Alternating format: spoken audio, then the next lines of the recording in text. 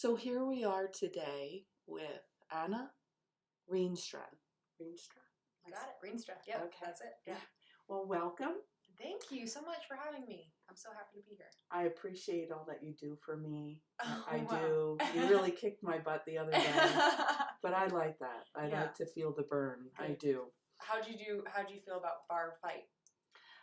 She tried a new class today, so it hard to follow? No, it wasn't that. I am working on balance. I think part of a brain injury. Yeah. It did Absolutely. mess with my balance too. So imagine. no, I did enjoy it. Yeah. I was just a lot slower in trying to I think you did great. keep my balance. But no, it'll come too, and it's so good that you exercise because as we'll talk about today, like brain health and mental health and just getting those neurons firing again exercise is so important for it. So that's How great. long have you been in this field? So I if you experience-wise, probably my whole life, but I was an athlete all through high school and middle school as well, and then in college I was majoring in business and decided to switch over to health and wellness relations around my sophomore year. So that's what my degree's in, health and wellness relations. That typically would lead into more of a kind of public policy changing type degree, and I realized quickly I did not want to do that, so I didn't really work in that at all. So I took a little break from that field for a few years. I was a ski bum. I did backcountry skiing. I've summited lots of mountains, very outdoorsy, all that kind of stuff, and still love that stuff, but then decided when I moved down to Denver, I was like, okay, I want to find a career that's not just a day job, that's not just a job that's a way to pay the bills. I want to feel passionate about my work. So that's when I decided to become smart. Yeah, and just feel like, just get some fulfillment from your job. And that was like something I was like, I do want that for myself. So I became a certified personal trainer through the National Academy of Sports Medicine, probably about 4 years ago, 3.5 maybe. And then quickly after that became a nutritional therapist as well. Do you just do group classes or do you offer one-on-one training? Oh, everything. I do group training at group fitness at InFit, which I know you've talked about before on your channel.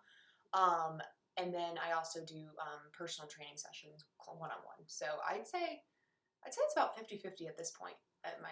Do you go to people's homes or do you meet in a park? How does Both. that work? Yeah, with COVID, things have changed a little bit. I've kept most of my one-on-one clients. We do wear masks, and then when the weather was warmer, we were always meeting outside just for safety, just to try to keep it as far apart as possible, just to be safe. None of my clients, luckily at this time, unless they're online, are high risk. So everyone that I meet with in person is more that like 30 to 50-year-old healthy people that would most likely be okay if, God forbid, one of us did get COVID, but we always wear masks and stuff like that. So it's a little both. I do virtual one-on-one and then also in person.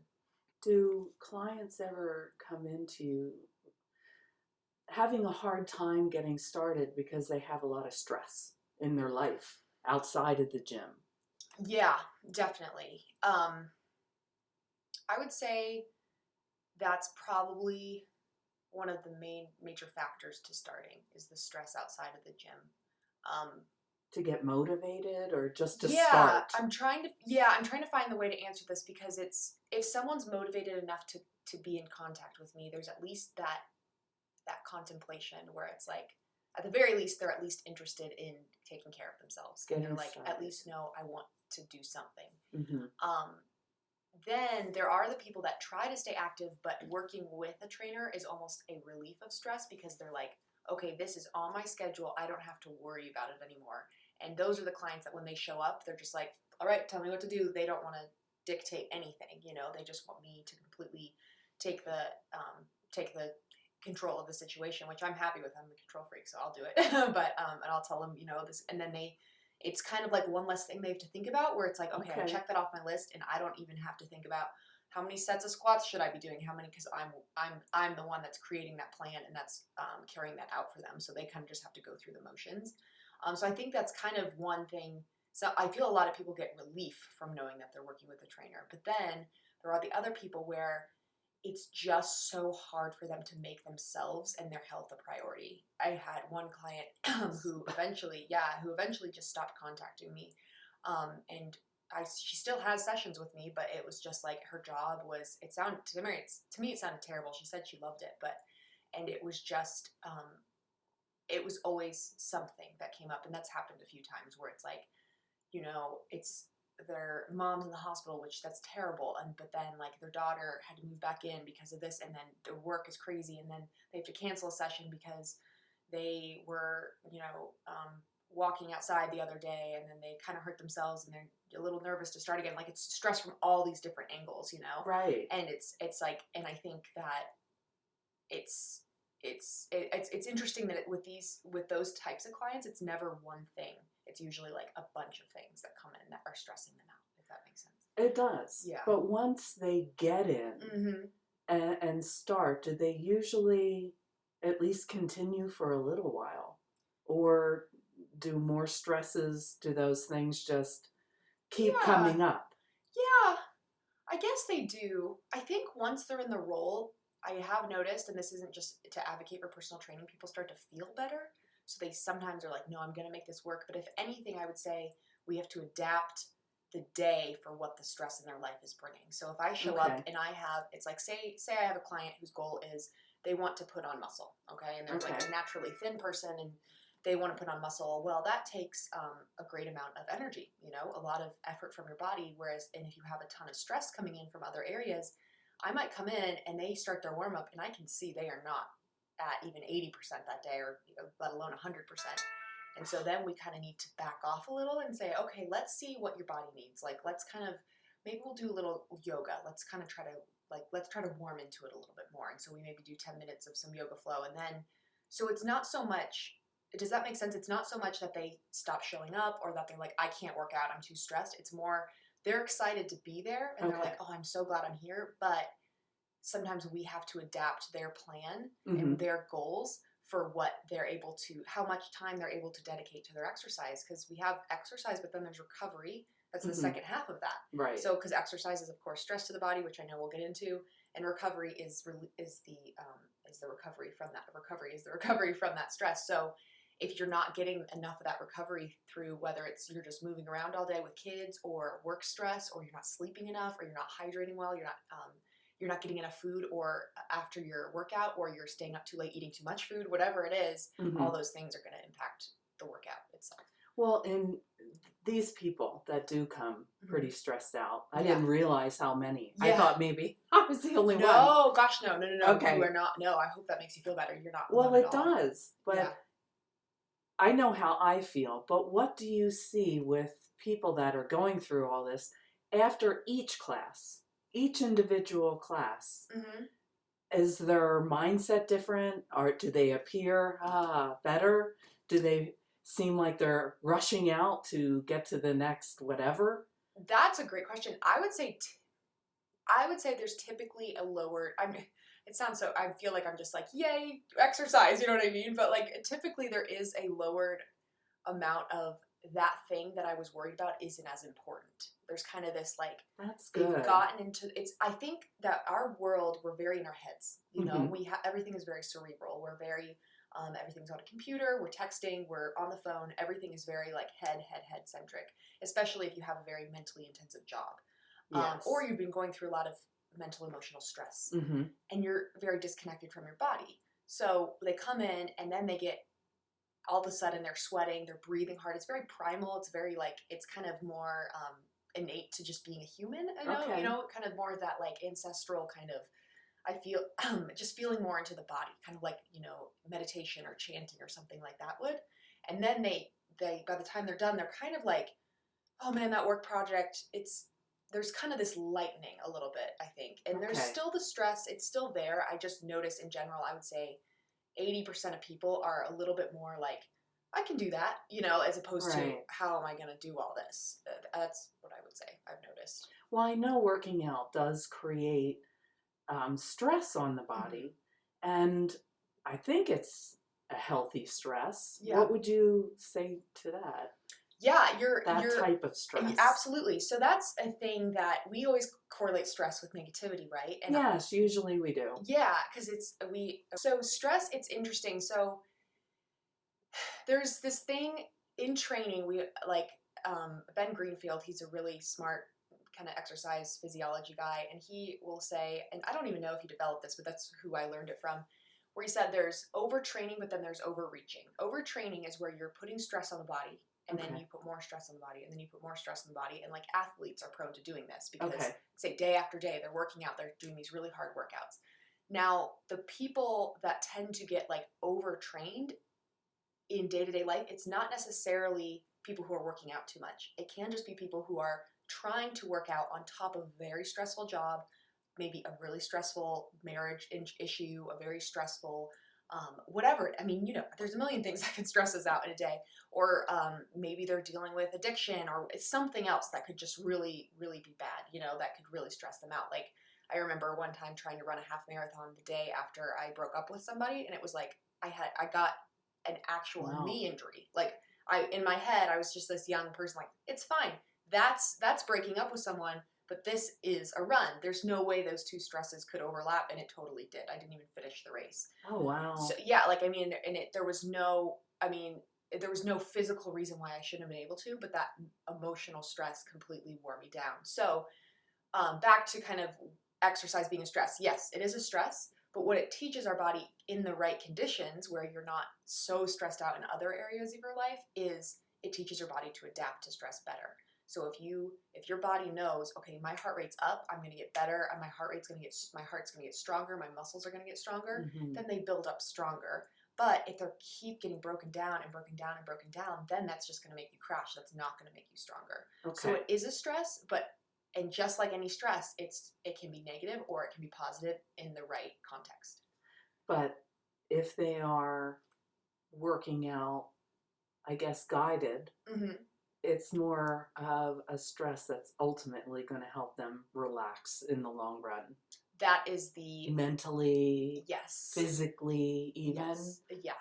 And that would be that is what we're going for when we say, like, exercise. And that's why when a client does look really tired, that's why I might say, like, we're not going to do the planned workout today. Or in a group setting, why I might say, like, if you feel like you every single day, like, you have to keep up with the group and all this stuff, I'd say, like, if you aren't feeling it that day, like, take a step back, make sure you're lifting a little lighter, or make sure you're, or just skip the workout. Like, I'm a trainer, but I am the first one to say, skip the workout if you don't feel well.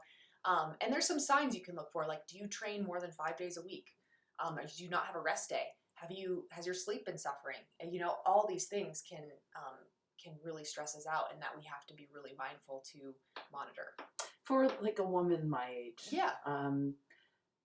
If I worked out 5 days a week, do you think that would be too much? I don't, but it would depend, on like, what's your work schedule like? What kind of workouts are you doing? How hard are you pushing yourself in there? I know that's true. You do. That's true, right? If you're at InFit, I would say 5 days a week is probably fine. But it really will depend on all the other things that are going on in that. Do you sleep well? I do now. Okay.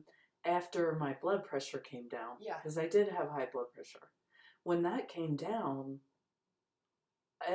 I sleep so much better. Good. I didn't realize that went together. Yeah. High blood pressure, you wake up all night long. Mm-hmm. And sleep quality goes down. Yeah. When you keep getting up all night, that's awful. If you feel more energized after your workouts, then that's a huge sign that you're doing good. If you start to feel more tired after your workouts, then I'd say maybe scale it back. Well, this is just the side. Yesterday, I did the full body. Oh, Bodywork Plus. Bodywork. Yeah, Bodywork. With Chris, with the lifting and stuff. Yeah. I'm being a massage therapist. I hear Bodywork. I'm thinking, ooh, it's going to be nice. Yeah. I really liked it. And I liked that it was slow. I didn't have to worry too much about working on my balance. I expected to be super sore today. And that massage, exactly, really was so nice afterward. That is a huge, what we were just talking about, that is a huge example that you are putting your body under stress, and then you had 2 hours of solid recovery where you're getting the lactic acid out. You're mentally, emotionally, like, in a relaxed place. that's why, I mean, that is a huge, I don't think it's a coincidence that you felt great this morning, you know? I loved it. Yeah, I wish I could exactly. do that all the time. Exactly, yeah. And how does exercise really contend with those who have anxiety or are in depression? Mhm. Will getting a good workout help someone who, like, I know when I went through depression, I didn't even want to get out of bed. But if someone makes that first step, Yeah. can it really lift them out of that? Mhm. Can it help with that? I can't emphasize enough. I mean, I'll get really personal here because it's probably one of the things I feel most passionately about. I have had struggled with crippling anxiety throughout my early 20s. Oh, wow. Yeah, and I had, so at 18, I struggled with anorexia, and then throughout my early 20s, struggled with various forms of an eating disorder, and then severe anxiety on top of that, and kind of in conjunction with that. And I tell that to you because exercise has honestly been, I would say, I don't want to say number one because it takes so many factors when you're dealing, mental health is such a multifaceted thing, you know? I mean, there are so many things that can affect it, that can help it. But exercise has been more than any medication, than any other practice, has helped me more than That's anything. dynamite. Yeah, it's huge. It's huge. I can say, I mean, you could tell me I'm on a very low dose, and I'm comfortable sharing all this. I'm on a very low dose anti-anxiety medication that I would eventually like to get off of, and I would say I could take that. I would be fine if I didn't take that for a week. I could live. I might be a little more anxious, but I couldn't not work out for a week, you know? Okay. So that just gives you an idea. Yes. And when we talk about like the actual physiology of it, Mm-hmm.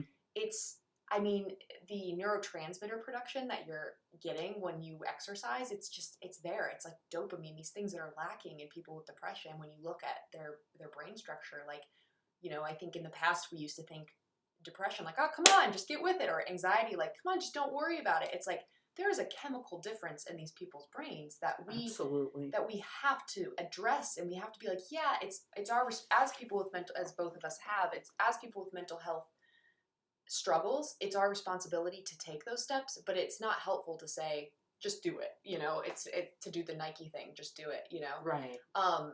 And like you said, like with depression, especially, anxiety can be debilitating. Depression can really be debilitating. I always say anxiety kind of feels like caffeinated depression. Like it's not great, you know, but it's like just you have a little more energy, you know. Okay. I don't know if you've ever struggled with anxiety too, but Depression. Just depression. Okay.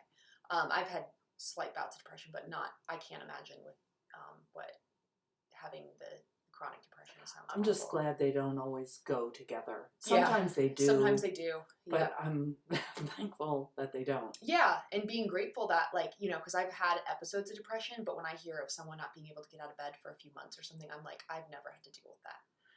And that, I can't imagine. That sounds so terrible. It isn't. Yeah, when people told me before, being a therapist, I could just die and I'd be fine with that. I didn't know what to say. And that's why I feel like God, the universe, was okay with me going through that. So I understood it a little bit better to take back to my clients when they were suffering. Because like you said, I'd be like, oh, it's okay. Don't worry about it. That isn't like, how it works. It's hearing that, it's like you don't get it at all, you know. And it's almost like, yeah, you don't get it and you really don't care enough to understand. Yeah. And that's not where, as a fitness expert or where a massage therapist, it's not where we come from. It's just that until you understand it, you don't understand. Exactly. And it's okay not to understand, you know. It's okay to say, I don't understand, because even if someone has had anxiety, I still don't understand their experience. Sure. I can share what's worked for me and say exercise has made an actual, I can tell it's chemically changed the structure of my brain. That's awesome. That's my experience, you know, and I can say that to people, but I know there are people who struggle with anxiety that exercise is, or depression, that is a very, very difficult thing for them to commit to, and it can sometimes give them, it's interesting to me, the things that sometimes feel the hardest to start can give us the most benefit, and that's such a hard reality of life. Yeah, I've experienced that, Yeah. so I know.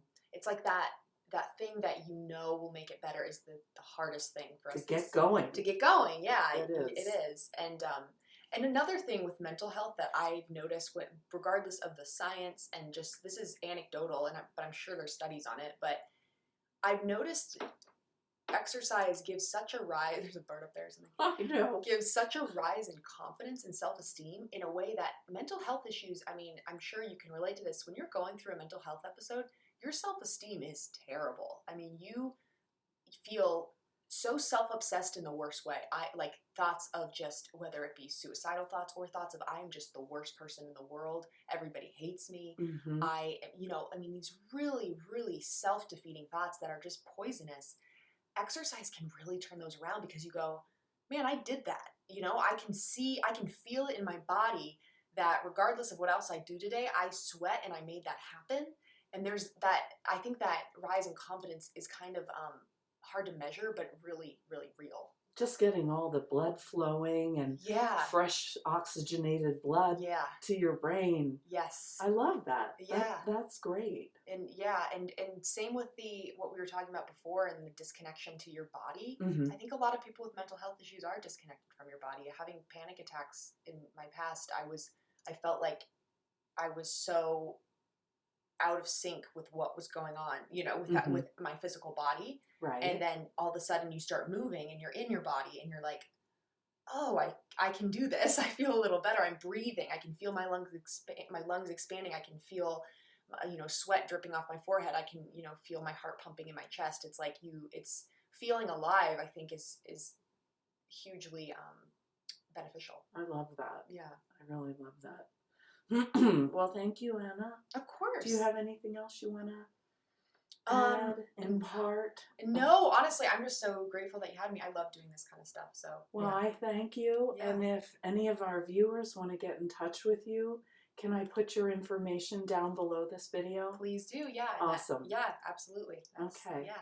Well, thank you again. Yeah. And maybe we'll get to do this again. That would be great.